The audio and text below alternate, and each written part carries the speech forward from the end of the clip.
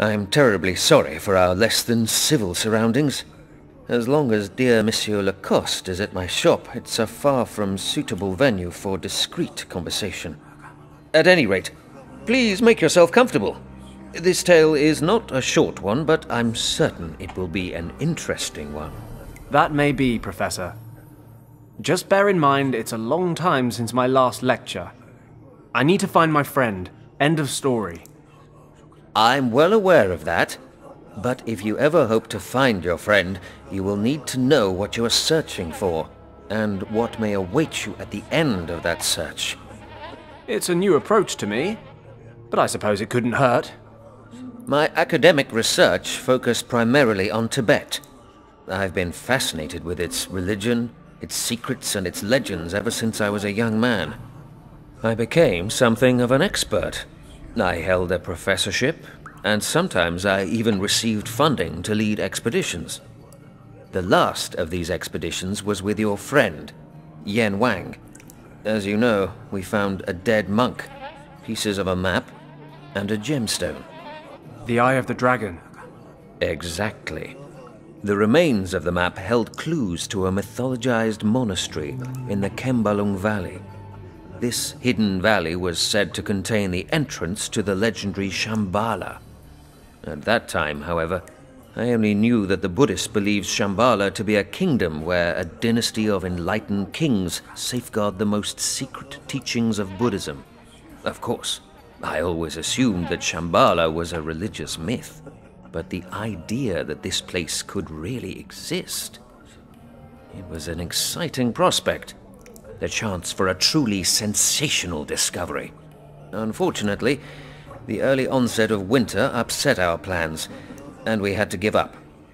I was never able to return to that search. Regardless, I compiled all the knowledge that existed on Shambhala.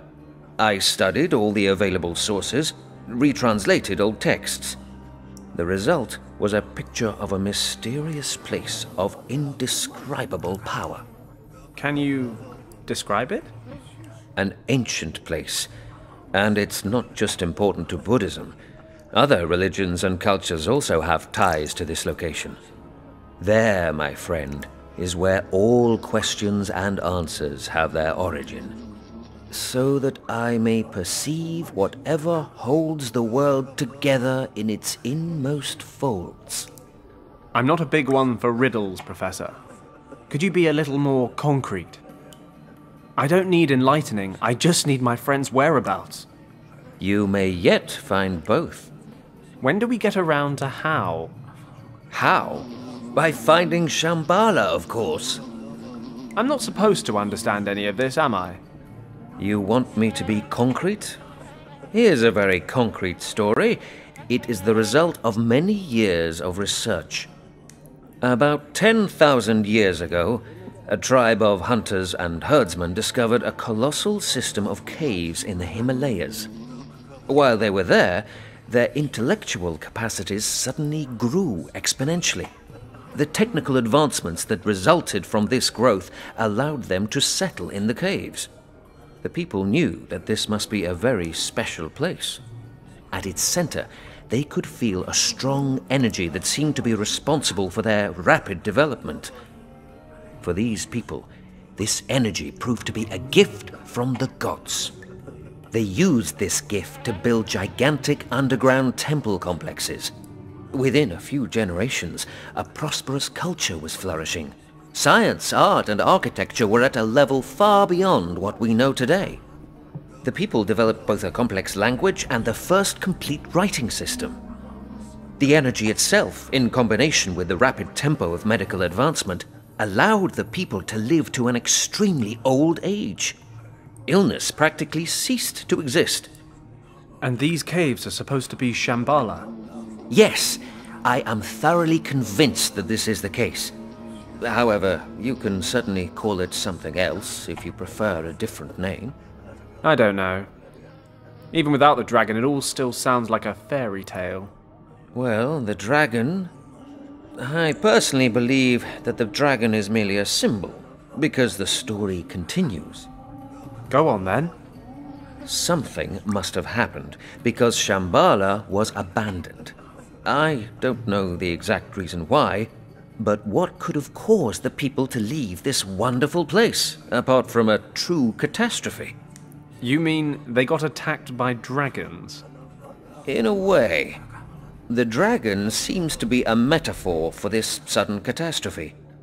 I can only speculate on the exact nature of this event. However, I believe it has some connection to the energy of the place. Okay, so they abandoned Shambhala, but why is the entrance still locked up? Only a few people survived the catastrophe, and they certainly had good reasons for keeping their knowledge of Shambhala a secret.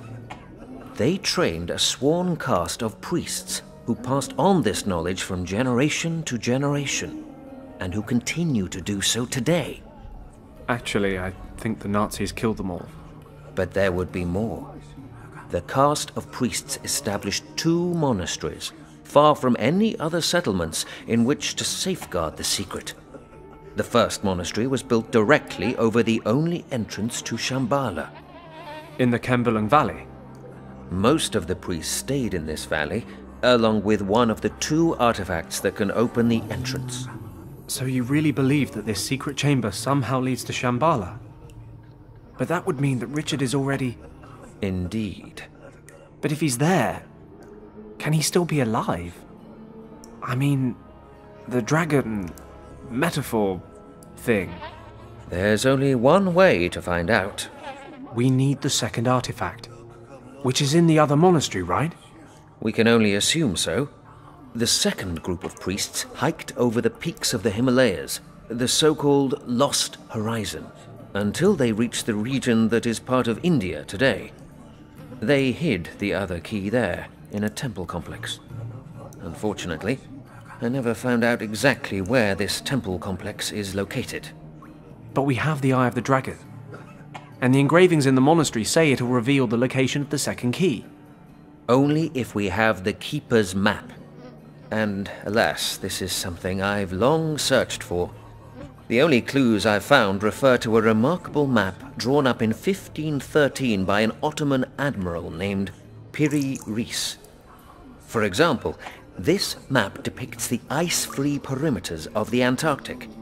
As you know, that continent was first officially discovered in 1820, more than 300 years later. So how could Piri Reis have known back then how the Antarctic continent looked without ice? The admiral, who had a talent for languages, made handwritten notes on the map. According to these notes, he used sources from many thousands of years ago when creating the map.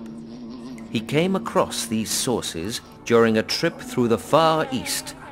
Unfortunately, only a small fragment of the map still exists today. And the Nazis have got it. What? When you said the Admiral's name, so-and-so Reis, I've heard that name. Piri Reis? The German expedition leader, the Countess. She was talking about a map in a Berlin museum, and she mentioned that name. Piri Reis. My word. Sensational. It's a chance at any rate. If we can get to the map before the Nazis do... You want to go to Berlin? We don't have a choice. It's the only way we can get at the map. Quite apart from getting into the country at all, the map itself certainly won't be laid out in a display case.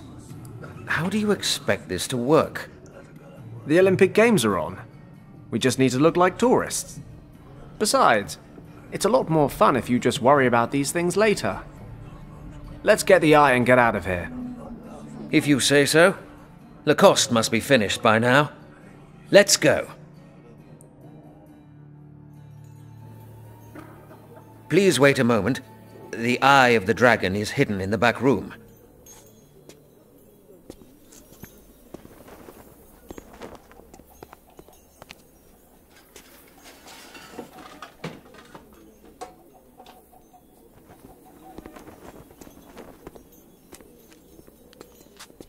Here it is. See? Perfect condition, just like the day we found it. Great. No time to lose. Let's get the next train to Casablanca.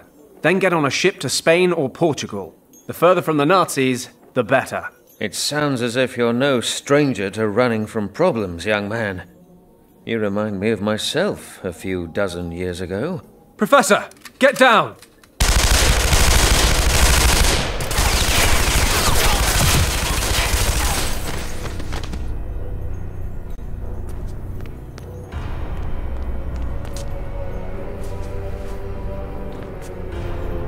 Leave him. We have the eye.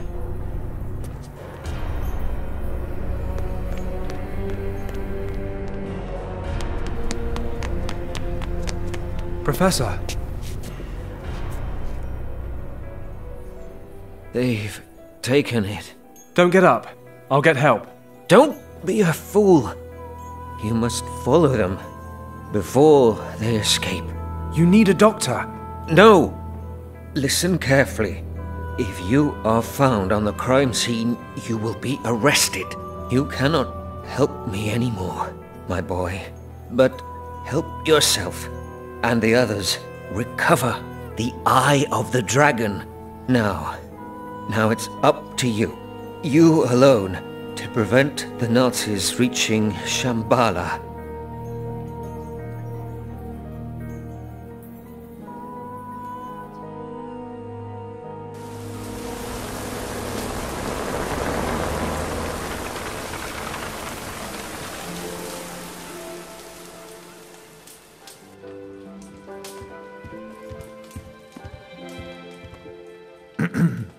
Excuse me, sir. A telegram just arrived for you. Thank you, Huxley.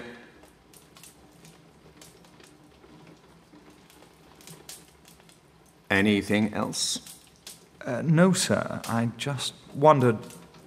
I don't need anything else at the moment. You may go.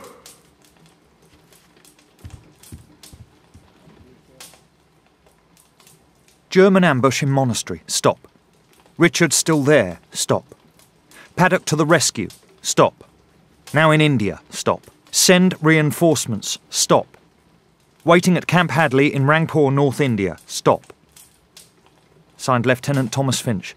Stop.